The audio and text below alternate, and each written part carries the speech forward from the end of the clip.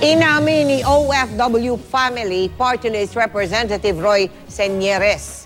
Ilang kabrod daw niya ang kumumbinsi sa kanya na magbigay daan sa kandidatura ng kanilang kafat na si Davao City Mayor Rodrigo Duterte. Pero hindi raw totoong kasama sa mga nangumbinsi sa kanya ang dalawang maestrado ng Korte Suprema. Nakatutok si Julius Segovia.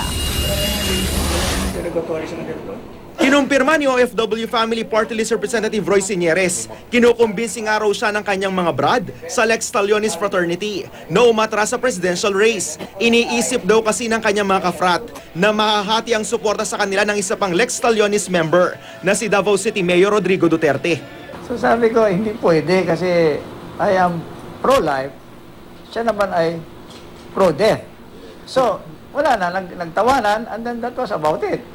Ang usapan, nangyari raw sa isang meeting ng Lex Talionis noong Biyernes na inorganisa ni Attorney Vitaliano Aguirre II. Sabi ni Aguirre, hindi nga raw maganda na magkakabrad, naglalabanan sa politika. Pero si Señeres daw mismo ang nag-isip na magbigay na lang kay Duterte, lalo't baka magkaproblema ito sa COMELEC nang depektibo ang na-file na Certificate of Candidacy nang papalitan niyang si Martin Dino.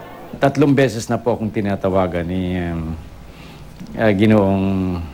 ni Congressman Roy Señeres. At sinabi sa akin na because of the difficulties of waging a nationwide campaign,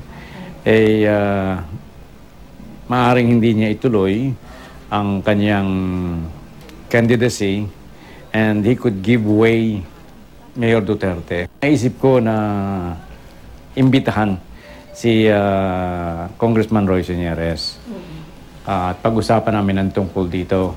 Pero itinanggi ni Señeres na siyang nag-alok na umatras para magbigay kay Duterte. Bakit naman daw siya mag-aalok na umatras kung si Duterte ang may problema?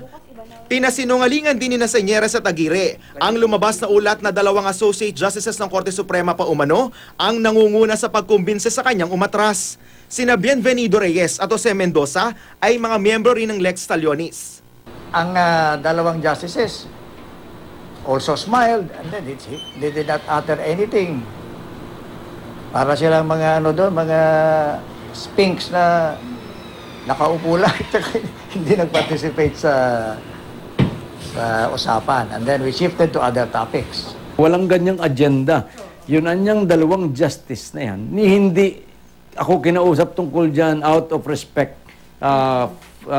for each other. Hindi pa nagbibigay ng opisyal na pahayag sina Justices Reyes at Mendoza, pero sa isang text message, sinabi ng tagapagsalita ng Korte Suprema na hindi maglalabas ng reaksyon ng SC tungkol sa balitang ito. Sa kabila ng pag-uudyok ng mga kabrad, desidido raw si Señeres na ituloy ang kandidatura. Ang sabi ko nga, may the best Talion or Talionis win, may the best Bedan win, may the best Mindanaoan win kasi taga Mindanao din ako . Julius Segovia, nakatutok 24 oras.